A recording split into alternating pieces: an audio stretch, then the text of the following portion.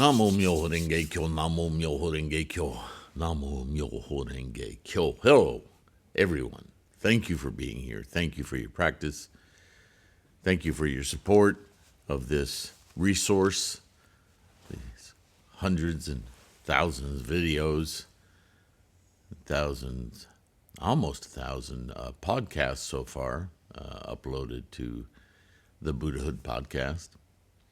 And, of course, the website, threefoldlotus.com, all of the ebooks available through threefoldlotus.com, and the print books at lulu.com/spotlight/Kwun. All of the addresses in the video and in the video description, so you can locate all the resources, as well as the Mandala store. Don't forget to get a digital copy of one of the late extant Nichiren inscribed mandalas, not some other person's mandala, yeah?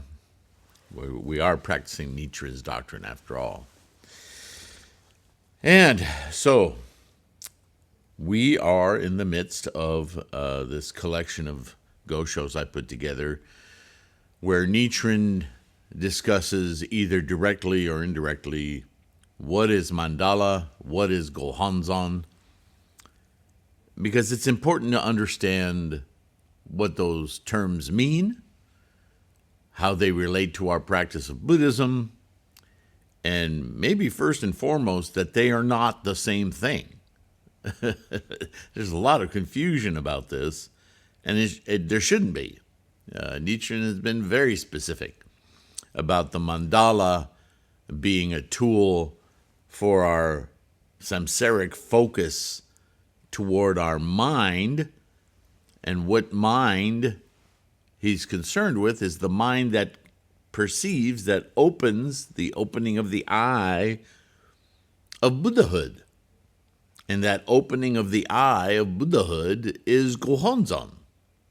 That's Gohonzon. Right? Mandala is a physical object for us to collect our consciousnesses to focus on the ninth consciousness, which is Gohonzon. That enables us to perceive, witness, and experience Buddha-ness, or Buddha. Right? So, in continuing our discourse from this collection, Nichiren is now going to talk within this opening of the eye go-sho, or opening of the eyes, the Buddha eyes, what he's talking about here. He starts to talk about the expedient means chapter, and he goes on to say, which belongs to the theoretical teaching, right? This is the second chapter, the one that we recite in Gongyo. It expounds the doctrine of the 3,000 realms in a single thought moment of life. So we've talked a lot, and there's a whole series of videos on the 3,000 realms, yes? So in this second chapter is where that's laid out. Not for the first time, but once again, but cohesively within the context of understanding how we penetrate this Gohonzon mind. The transitional phase from samsaric attachment and ownership and identification to this release of perfect contemporaneous observation of moment-to-moment life. Yes? Making it clear that persons of the two vehicles can achieve Buddhahood.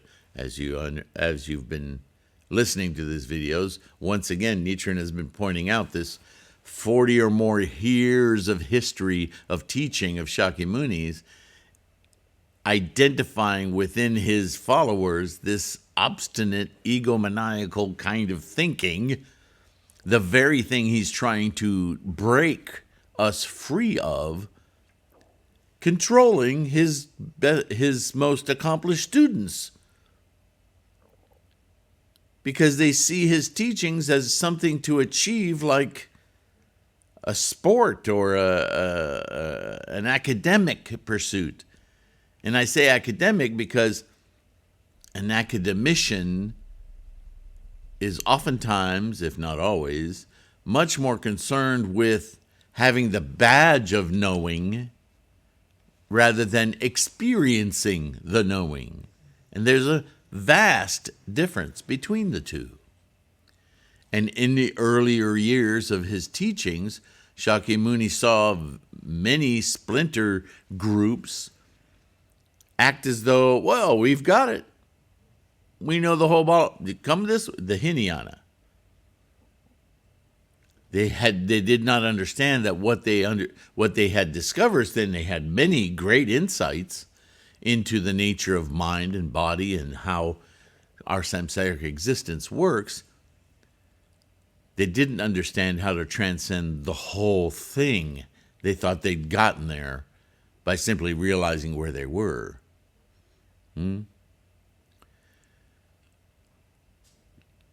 Analogies are flowing. But the point's been made several times. So, in moving on, he says, it thus eliminates one of the two errors found in earlier sutras.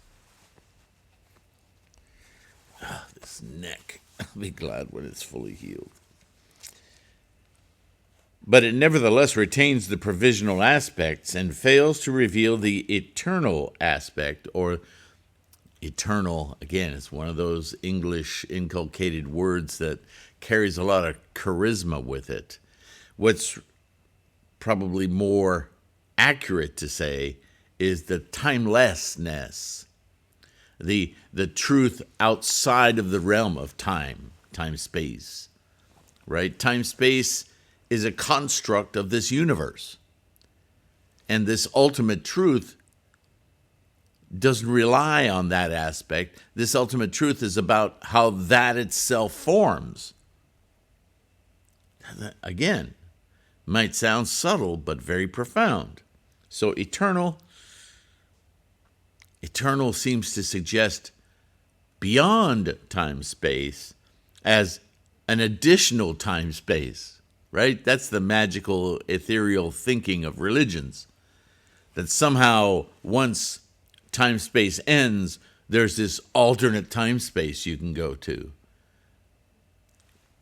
No.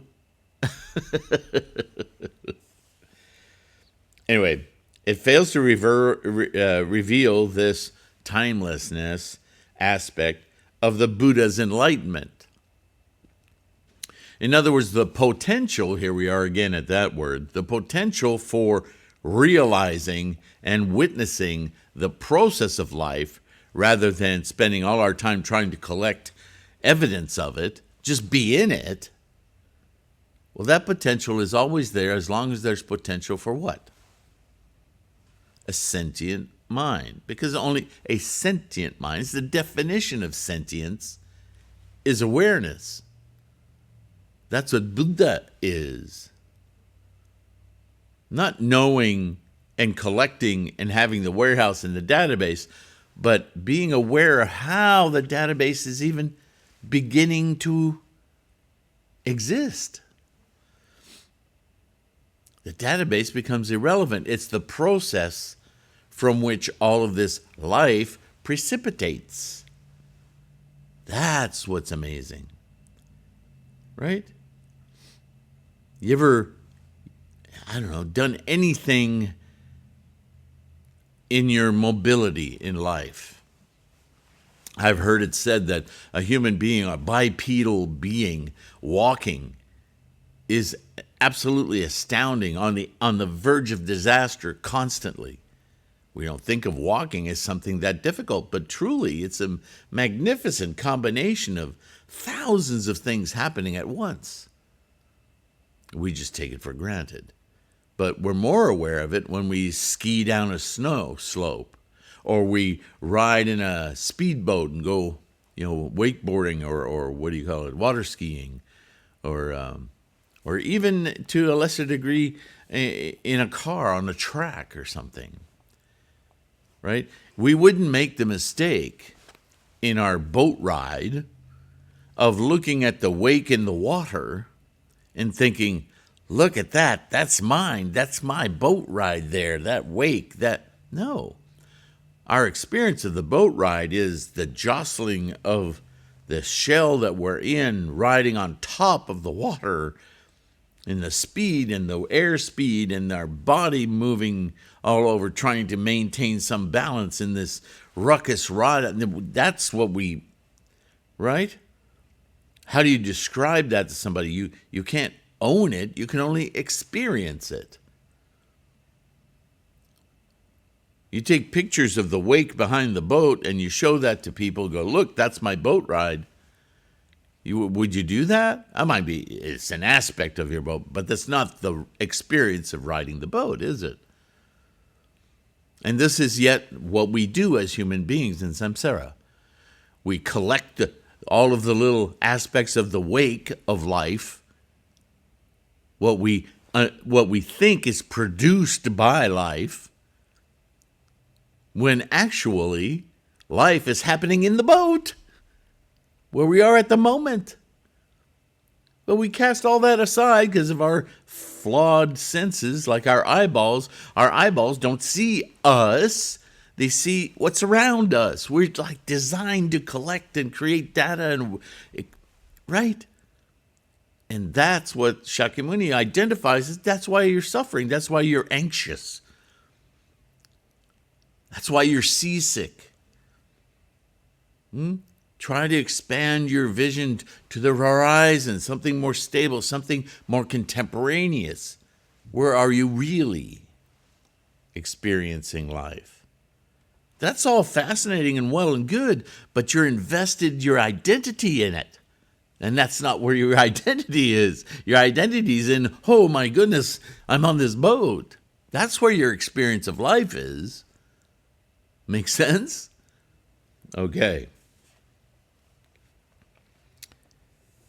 Thus, the true doctrine of the 3,000 realms in a single thought moment of life remains unclear, and the attainment of Buddhahood by persons of the two vehicles is not properly affirmed.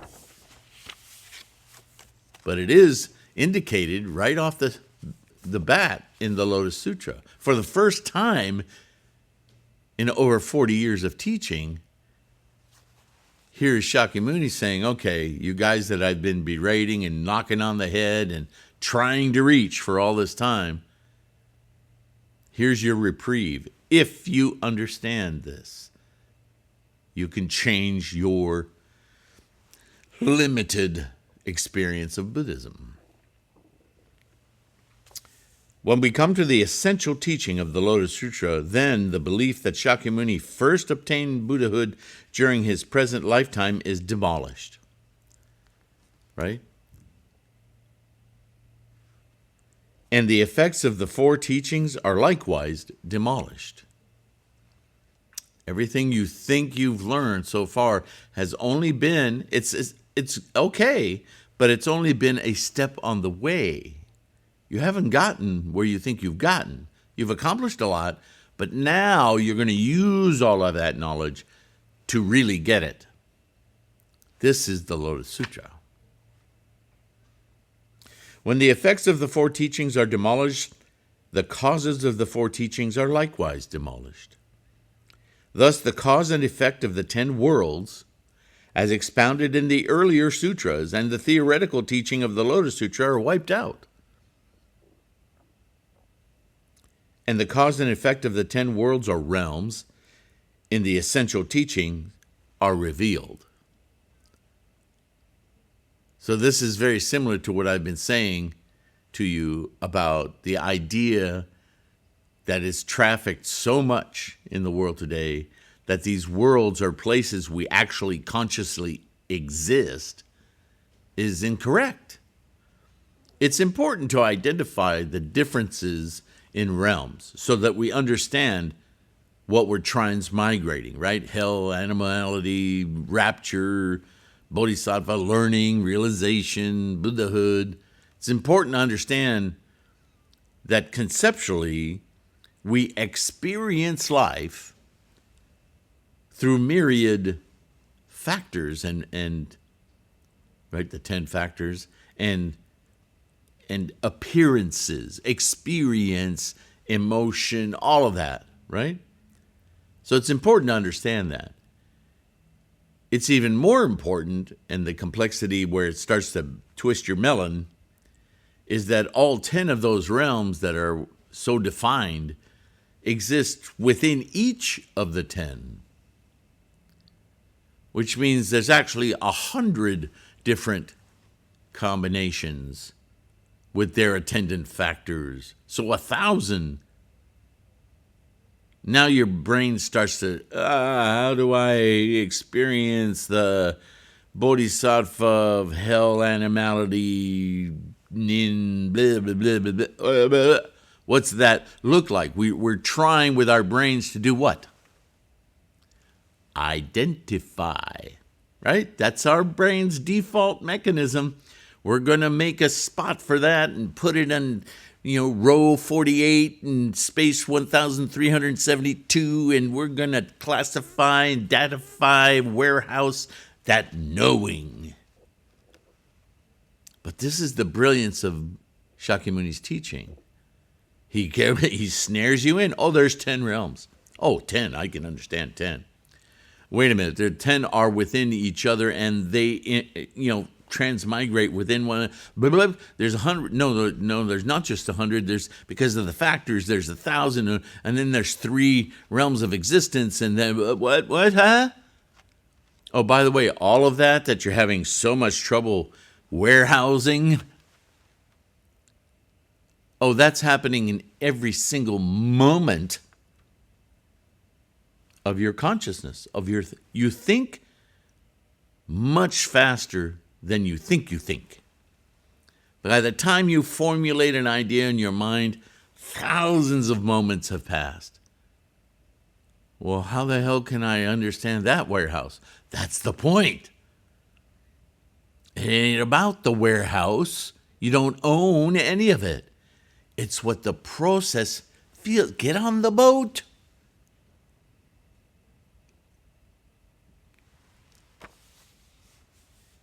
So he continues. This is the doctrine of original cause and effect. Not the original as in way back when it first started. No, the original cause and effect is right now. Right now, right now, right now. What is the precipitator of life? We're talking about the engine of life. Where do you experience the engine of life? In the exhaust? Where it's been? That's not experience, that's data collection. The experience of life is right now, right now, right now. And right now is the origin of the next now. We're momentum. We are moving. We are creating the time and space that we are experiencing. They're happening at the same time. Cause, effect, intertwined, the same thing. That's the great Renge. That aha moment of all aha moments. It sounds silly to say, because in words we say, well, that means life is happening now. Well, yeah. But really understanding that all potential is reinstantiating in every moment is to understand that everything we've classified and collected and identified with is a shadow of the actual occurrence. It's just the wake behind the boat. Yeah, it makes it obvious the boat, but it's not the boat.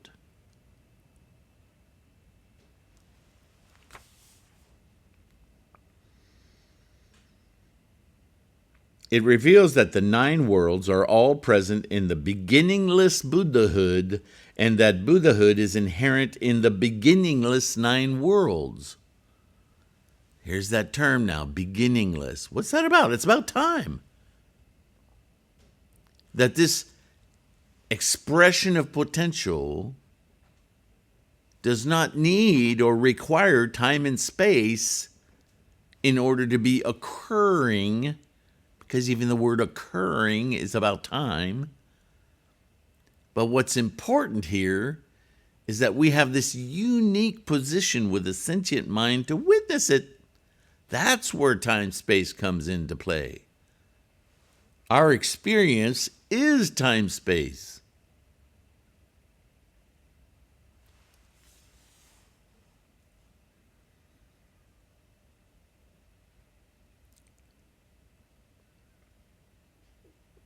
This is the true mutual possession of the 10 worlds, the true 100 worlds and 1,000 factors, the true 3,000 realms in a single thought moment of life.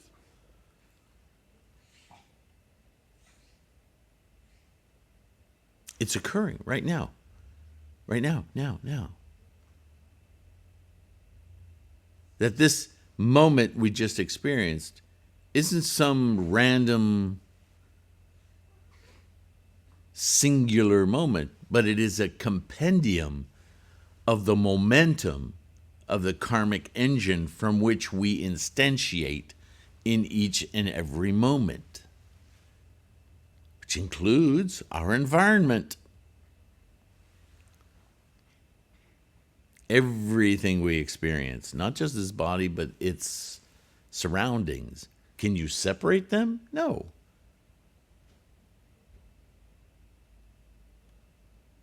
We try to do that all the time. What clever amongst us have noticed in the question of is the glass half full or half empty? Well, it's both. If you fill a glass halfway, are you going to tell me that that is a half full glass? It's also half empty. It's both. Everything's occurring at the same time. Well, that's of course not what we mean when we say that. Yeah, but understand what it is. When we consider the matter in this light, we can see that the Vairochana Buddha, seated on the lotus pedestal of the 10 directions as described in the Flower Garland Sutra, the little Shakyamuni described in the Agama Sutras, and the provisional Buddhas described in the sutras of the correct and equal wisdom periods, such as the Golden Light and the Amida and the Mahavajrayana Sutras, are no more than reflections of the Buddha of the lifespan chapter. Right? All of those Buddhas, those personages, they're about ways of thinking, ways of experiencing more and understanding more profoundly. But they're all characterizations of the one mind of Buddha. And that one mind is being characterized and personified and told stories about and taught about by whom? Shakyamuni. There is no other Buddha, nor is Shakyamuni, and this is the big mic drop of the lifespan chapter, Shakyamuni saying, I'm not Buddha. I'm a man. I'm telling you about Buddha.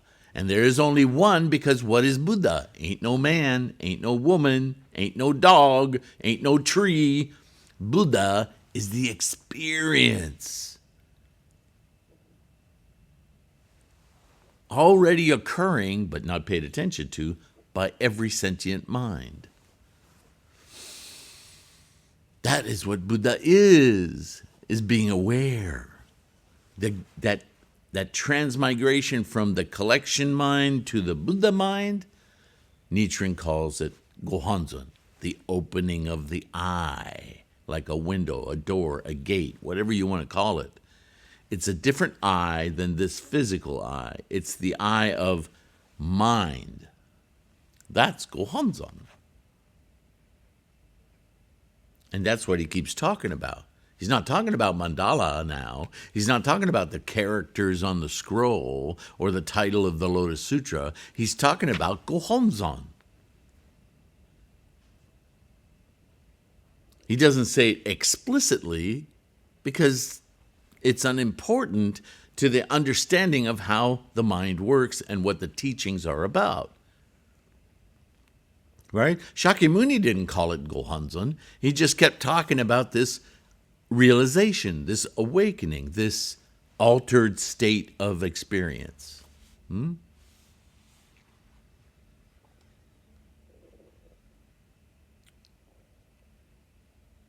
They are like fleeting reflections of the moon that float on the surfaces of various large and small bodies of water. The scholars of the various schools of Buddhism, confused as to the nature of the Buddhas of their own school, and more fundamentally ignorant of the Buddha of the lifespan chapter of the Lotus Sutra, mistake the reflection in the water for the actual moon. Some of them entering the water and trying to grasp it in their hands. Others attempting to snare it with a rope. As Tendai says, quote, "They know nothing of the moon in the sky, but gaze only at the moon in the pond." Do you understand the meaning of that now? Prior to the lifespan chapter of the Lotus Sutra, for more than 40 years, even the greatest students and scholars of Buddhism still maintained that Buddhahood was a person, an embodied knowing, attachment to the physical, the body. Right? Just like when we put badges of accomplishment on ourselves. And the military is super fond of all the, look at all my medals. It's just doesn't mean anything. What has meaning was your experience at that moment. This doesn't mean anything, right? I mean, that's so obvious. Are they accomplishments? Well, if you see them as accomplishment, then you're attaching those experiences to your idea of self. And you've tripped over your own accomplishment. Buddhism isn't about accomplishing. It's about being. This is the only thing that matters, the right now, the being, and the way you conduct your being as it projects into the next moment of being. Right? This is why we chant. This is why we want to train our mind to keep that ninth consciousness open, keep that Buddha eye open, Gohonzon at work in my life, so that with every moment, I'm constantly embracing, influencing toward maintaining an enlightened state instead of trying to construct an identity that the moment I identify, I'm retarding, I'm going into the past. Stop it. That's what's going to cause you suffering. It's difficult to put words to. Having pondered this, I'm of the opinion that though the Lotus Sutra teaches that persons of the two vehicles can attain Buddhahood, this view tends to be overshadowed by the opposite view propounded in the sutras that precede the Lotus. How much more so is it with the case, or that it is the case, with the doctrine that the Buddha attained enlightenment in the remote past? So Nichiren is lamenting a little bit here that so much scholarship has been spent on how to achieve one's own perfection that that's not been the game all along, that's not what Shakyamuni was teaching all along, that we still, in those days and that time and that mindful perception, didn't have the capacity to understand that it wasn't about us individual perfecting ourselves. It was that we're already perfectly expressing our potential.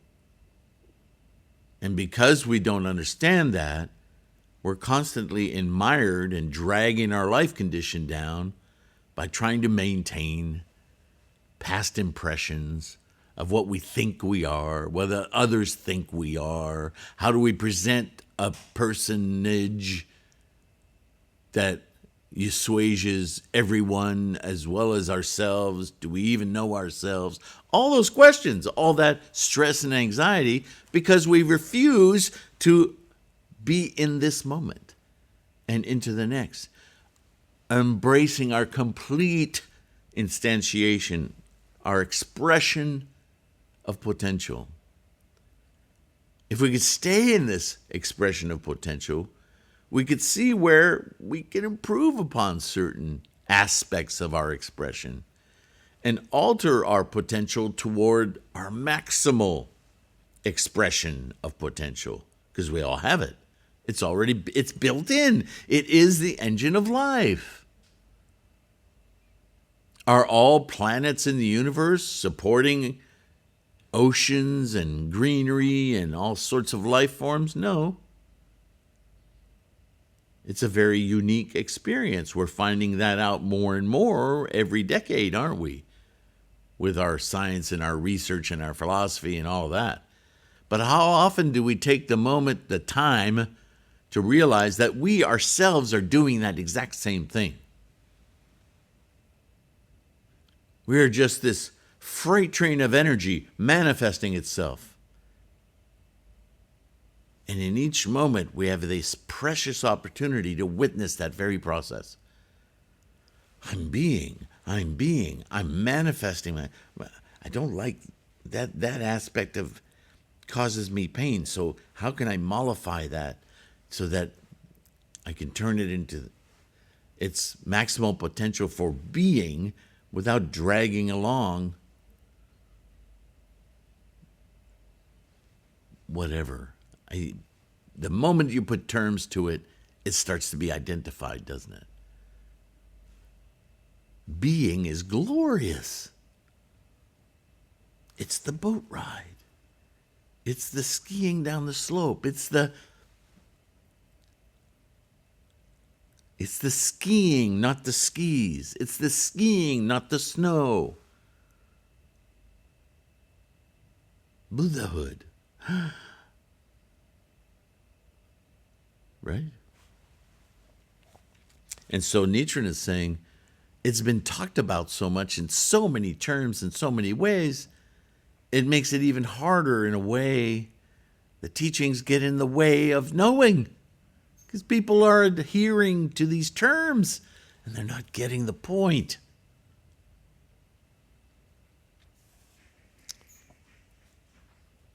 For in this case, it is not the Lotus Sutra as a whole that stands in contradiction to the earlier sutras, but the essential teaching of the Lotus Sutra that stands in contradiction both to the earlier sutras and to the first 14 chapters of the theoretical teaching of the Lotus.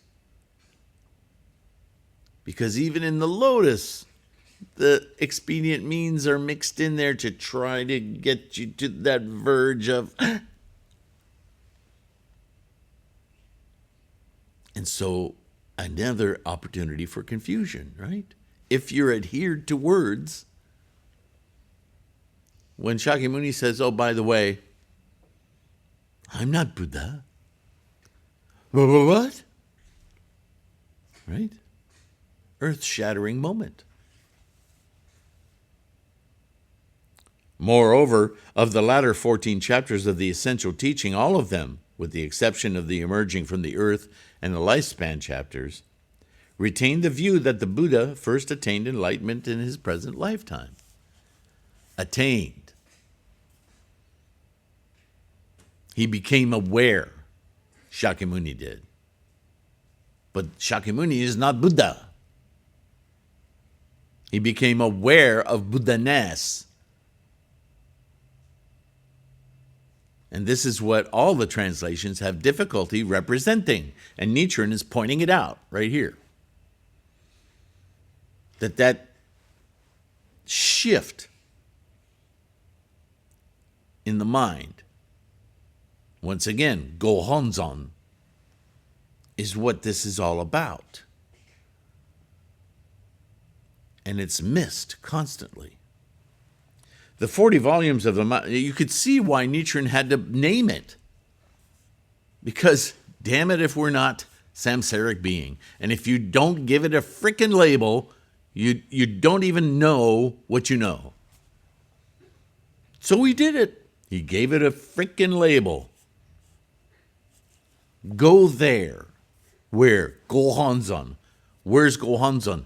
Boom! The eye of Buddha. Not this mandala. This is in the mind. The 40 volumes of the Mahaparinirvana Sutra, preached by the Buddha in the Grove of Sal Trees just before his passing, as well as the other Mahayana sutras, except the Lotus Sutra, have not one single word to say about the fact that the Buddha attained enlightenment in the remote past. In other words, the nature of Buddha-ness, not Shakyamuni. They speak of the Dharma body of the Buddha as being without beginning and without end. Here's where that word eternity usually gets inserted, and it's wrong. But they do not reveal the true nature of the other two bodies, the reward body and the manifested body, right? We've talked a lot about the three bodies of Buddha.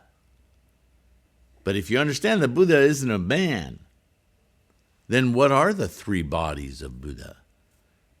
Remember, I've explored that with you. The body of Buddha is the entire universe. It's the physical manifestations, moment to moment, of energy. This is the universe. So what are the reward and the manifested body? Remember, the mind is an emergent property of this whole body.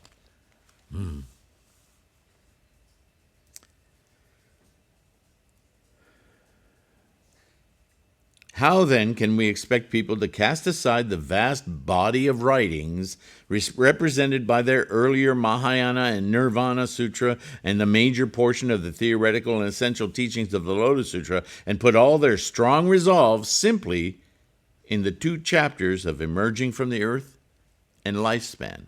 Because those are the two chapters Nichiren identifies as our very most important enlightenment.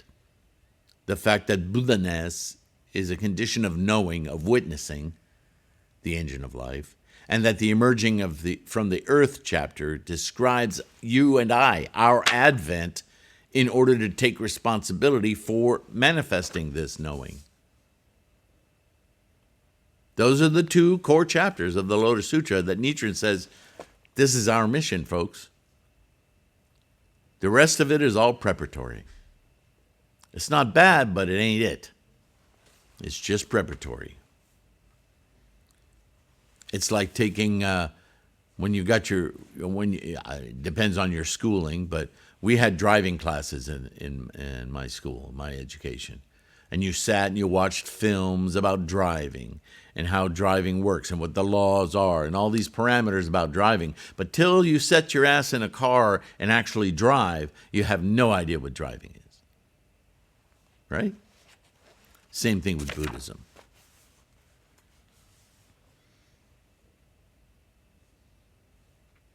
If we examine the origins of the school called Dharma characteristics, we find that 900 years after the Buddha passed away in India, there was a great scholar named Bodhisattva Asanga.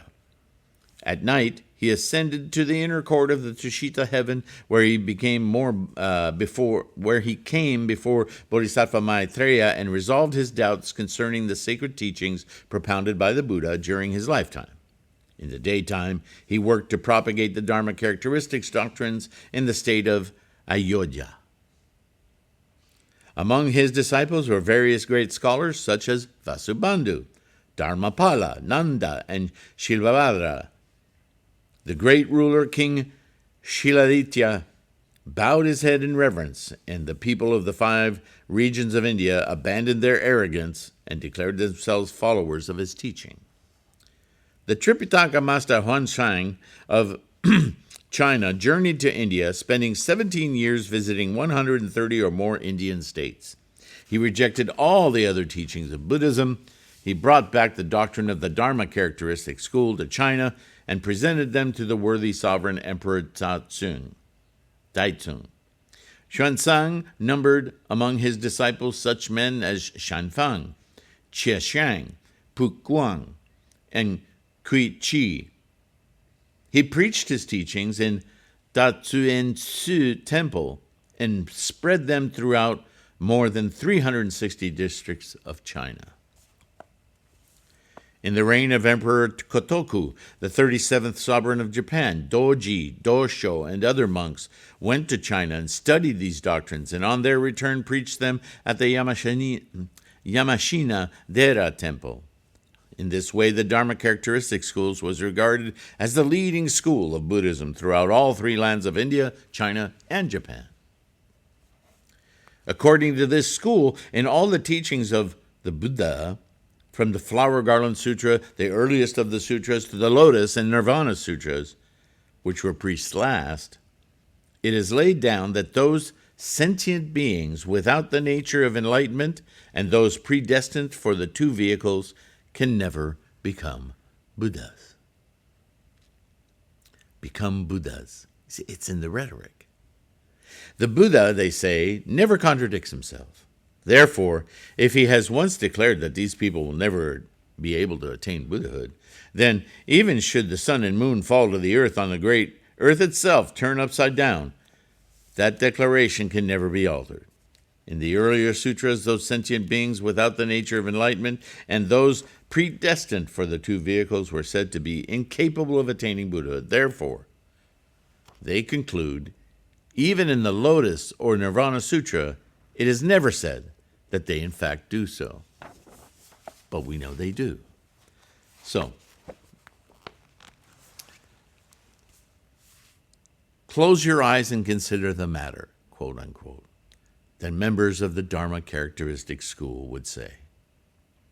Quote, if it had in fact been plainly stated in the Lotus and Nirvana Sutras that those who possess no innate nature of enlightenment, or those predestined for the two vehicles, can actually attain Buddhahood, then why would the great scholars such as Asanga and Vasubandhu, or the Tripitaka masters and teachers such as Xuanzang and Tzu-en not have taken notice of this fact? Why did they not mention it in their own writings? Why did they not accept the belief and transmit to the later ages? Why did Asanga not question Bodhisattva Maitreya about it? People like you, Nichiren, claim that you are basing your assertions on the text of the Lotus Sutra. But in fact, you are simply accepting the biased views of men like Tendai and Miao Lo and Dengyo and interpreting the text of the sutra in the light of their teachings. Therefore, you claim the Lotus Sutra is as different from the earlier sutras as fire from water. Isn't that an interesting statement? So they're picking and choosing who they want to be authoritative. It's their ego. None of our history of teachers has ever said it. You, Nichiren, you're just following in the footsteps of the teachers you respect. We don't. So therefore, what a childish argument. You can see right through it. No wonder Nichiren displays it for all of us to see, yeah? Again, there are the Flower Garland and True Word schools, which are of an incomparably higher level than the Dharma Characteristics and Three Treatises school. They claim that the doctrines that persons of the two vehicles may attain Buddhahood and that the Buddha achieved enlightenment in the remote past are to be found only in the Lotus Sutra, but in the Flower Garland and Mahavarachana Sutras as well. Oh, how democratic. Okay, I think I'm going to stop here for today. Nichiren, when he wants to make an argument, he really sets it up well, doesn't he? We'll continue with that in the next video. I'm looking forward to seeing how well he defines the reward and the manifest bodies of Buddha. As we've already discussed in the past, you can look up previous videos on the search of the title page of this channel, yeah? The search in the middle of the page, not at the top, that's all of YouTube. We just want to look within the 1,000 videos we have, right? Anyway, Namo Myoho Renge Kyo. Thank you for your practice, for listening. Don't forget to like and subscribe. It helps. It's our Bodhisattva behavior to help YouTube identify us in the largesse of their database for people to find us more easily, yeah? So it's incredibly helpful and Bodhisattva of you if you can do that. Those of you who are buying ebooks off threefoldlotus.com, thank you so much. It's so incredibly necessary and helpful for your patronage. Those of you on Patreon, those of you who go directly to, there's all kinds of links on Threefold Lotus to donate through PayPal itself. Or in the purchasing of Mandala and books and ebooks, all of it helps me keep the lights on and keep this going. So you provide the value for this effort, and thank you for doing so. With that said, I'm going to shut up now. Thank you again for listening, for participating, and your practice. And I'll see you in the next one, okay? Thank you. Bye for now.